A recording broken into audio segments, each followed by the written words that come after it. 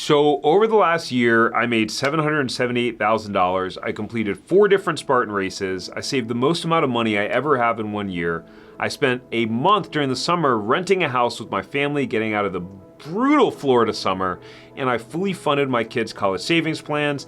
I bought one of my dream cars, a 550 horsepower Range Rover SVR, the fastest Range Rover ever made. Just a few months into the year, I find myself feeling burned out. And there's a lot of bullshit online these days, so I just wanted to make a video being really raw with you guys and just breaking down the cause and what I'm doing about it. So entrepreneur burnout is defined as a state of mental and physical and emotional exhaustion due to excessive and prolonged stress from running a business. And so when I went looking up how to resolve burnout, what do you do? And the first thing they say is to identify the cause. So in going to identify the causes of what's making me feel burned out, I identified 8 of them. And I feel like this is really important to you because probably a lot of the causes that created my burnout are ones that might create burnout for you. And maybe you're not even an entrepreneur, maybe you are, maybe you want to be. Either way, burnout's real and it can really kill a lot of your momentum and really screw things up. So, my intention is that you can learn from my mistakes through this. And so the first thing that was causing burnout for me was just too many meetings.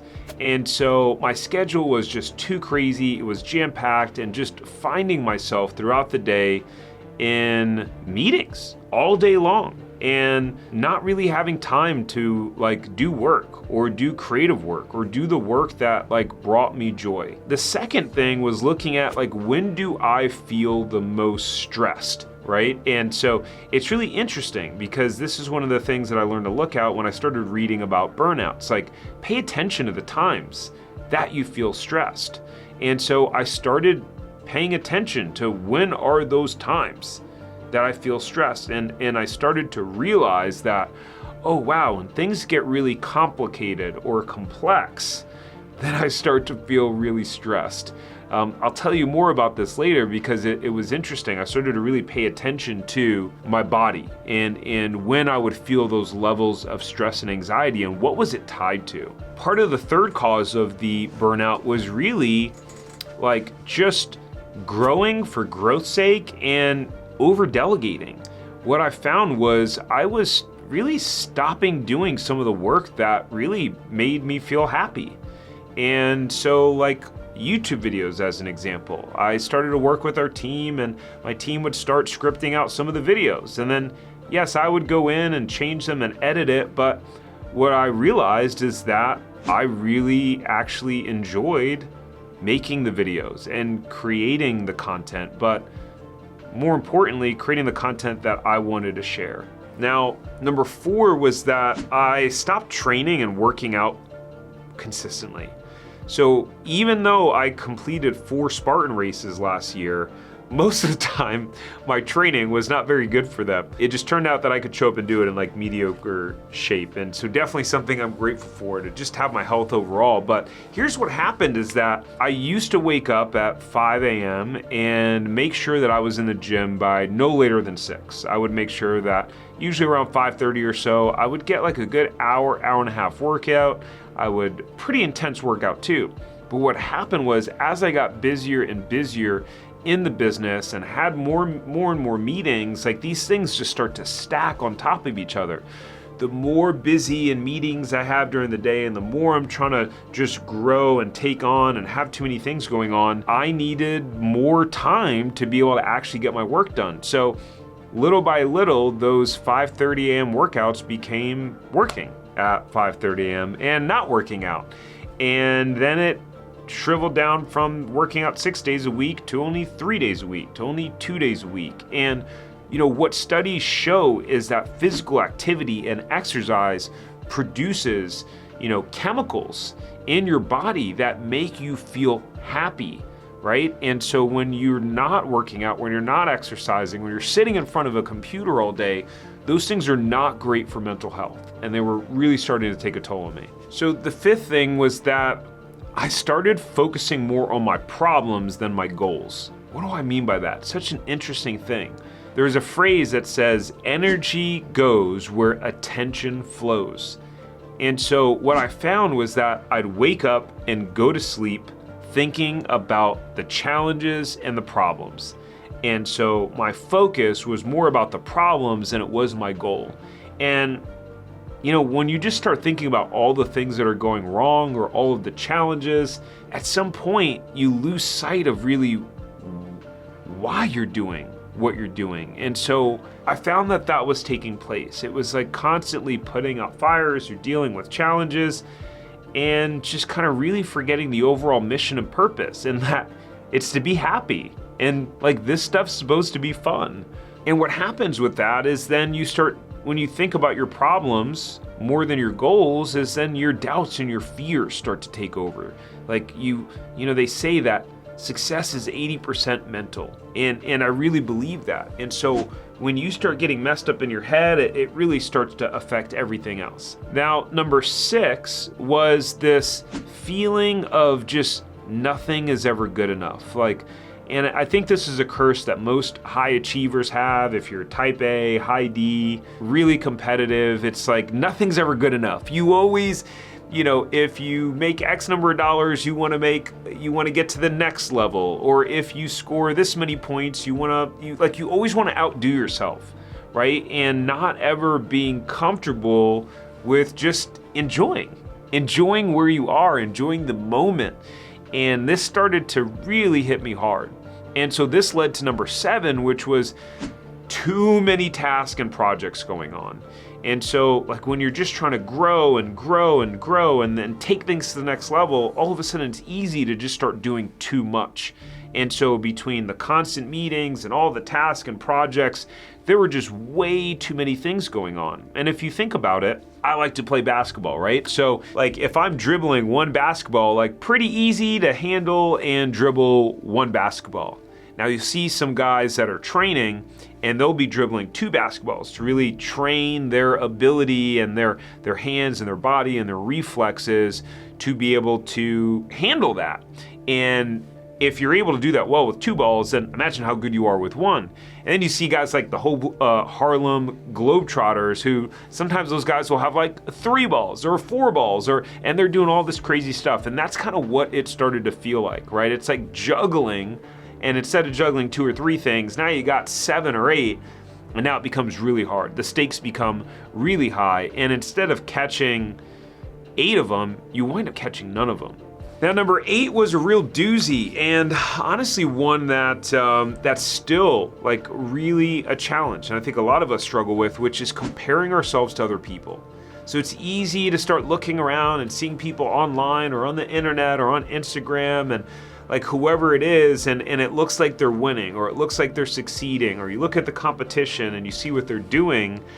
And if you focus on other people instead of yourself, what I found is that it creates so much stress, and when you start comparing yourself, you just start to beat yourself up. And so those things are all the things that led to me feeling like I was just burned out. And so I don't want to leave you with the problem though. Let's talk about the solutions and what I'm doing about it. So in terms of my schedule, what I did was I just started canceling meetings altogether. I worked with my team and got out of a couple of meetings that I would usually be in. I shut down a service in one of our businesses that was taking a lot of time, but really didn't contribute much revenue to the business. And it was a really hard decision because I thought I enjoyed it, but it was creating a lot of stress and even more time. And it was a meeting that was later on in the day.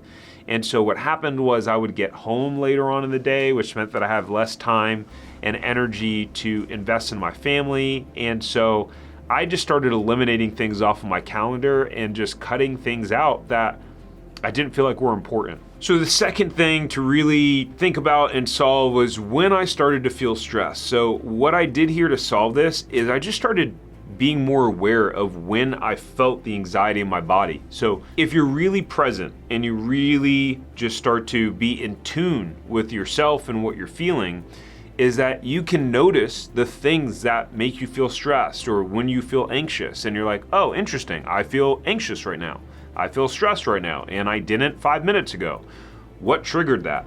And so a few days ago, actually, we were in a meeting with some of the folks on my team, and an idea came up, and in that moment I felt oddly aware of the anxiety that arose in my body when we talked about that idea. And it was like, oh, interesting. Well, okay, well, we're not going to do that right now because just the thought of it created anxiety for me. So let's just stay away from that for now, and let's just do things in a way that just feels more fun and joyful. The third problem that I had talked about was delegating things that I actually enjoyed and over-delegating. So what I learned here is to delegate but don't abdicate. And really, if I enjoy doing something, I don't have to delegate it. Nothing has the highest ROI than you feeling happy. And so that's what I told myself. Nothing has the highest ROI than me feeling happy. That's the goal. The reason why people want to make more money or own a business or be a successful entrepreneur is to create more happiness. If you think that more money is going to increase your happiness, which I think is the theory for most people, well, guess what? Why don't you just cut straight to the chase and you can just increase the happiness? That's free. It's free. And the way you can do that is investing more time in doing the things that you're good at and that you enjoy doing. Now, it's not always the case in entrepreneurship. There's hard stuff that has to be done. But in my case, one of the things that was contributing to my burnout was that there were things that I knew I enjoyed that I stopped doing. And the fourth thing is to getting back to training, but training that I enjoy. So starting to be more consistent with hey, go work out, prioritize working out. So even if that means I miss one of my morning workouts because I do start working early, then making sure that I do something, some sort of activity later on, even if it's just going for a walk. But one form of training that I love is playing basketball. So one of the things that I've been doing is prioritizing that, making sure that I have at least one day a week where I have a scheduled time where I'm going to be playing basketball with a group of guys, because I know that I'm going to get my exercise in. I know that I'm going to have a lot of fun doing it, and I'm still going to be in great shape that way. Number 5, remember when I told you that I started focusing more on my problems than I was on my goals? So what I'm doing is just spending more time looking at my goals. What am I aiming for? But most importantly, why? And it's really easy in the busyness of life to just get off track, but to really think about your outcome. And I was talking to a friend earlier today, and we were talking about kind of a difficult social interaction. And he said, remember what your aim is in that interaction. Is your aim to terminate that relationship, or is your aim to stay in relationship with that person? And so when you know what your intention and your why is, and you know that drives your actions, that drives your strategy, that drives what it is that you're going to do. Now, the solution number 6 is just realizing that I'm good enough as I am. I don't have to keep succeeding or leveling up to be loved by myself or anyone else. The reality is, how I am is perfect. And I think it's, again, goes back to high achievers, type A people. There's something in there that feels not good enough, that makes you want to keep driving to win and to be better. Although that drive will never go away, I will always be hyper competitive and want to achieve my goals. It's just acknowledging that hey, if I don't hit this, or if things don't change, I'm gonna be okay. And being grateful for just what it is that you have right now and how far you've come. Because if you think about it, and if you look back to where you were 5 years ago, think about that. If you really look back, you're oh wow, I'm actually living the life now that I wanted to 5 or 10 years ago.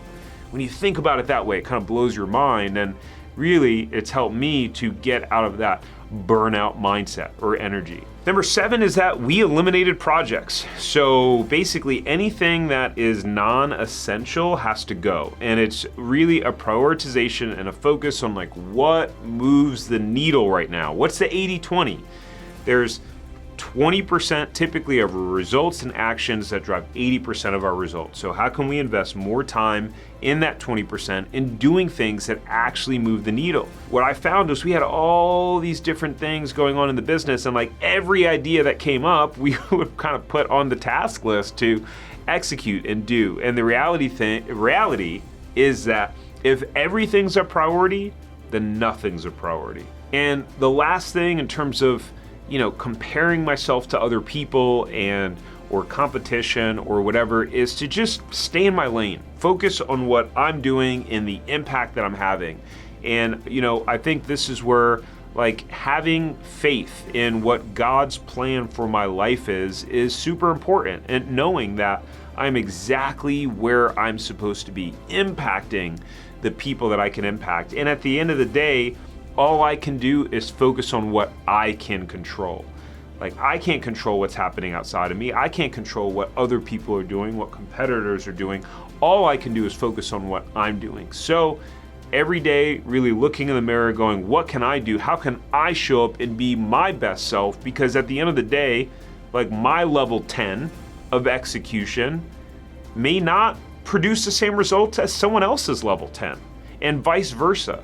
And so that's just the reality of life. And getting caught in the comparison game, it's just really, it leads to a bad path. If you enjoyed this video and if you could relate, just hit the like button and subscribe. I got some interesting videos coming over, the next few weeks. We're gonna do more of these intimate style videos where it's really just me talking and sharing some of the lessons I learned or things that I'm going through, or just ways that I think, I can help with some of my failures and mistakes that I've made. And I just want to add value, and maybe we'll do some more of the business breakdown stuff. But for now, this is what feels fun. This is what I enjoy. So I'm going to keep doing it. I'll see you guys later.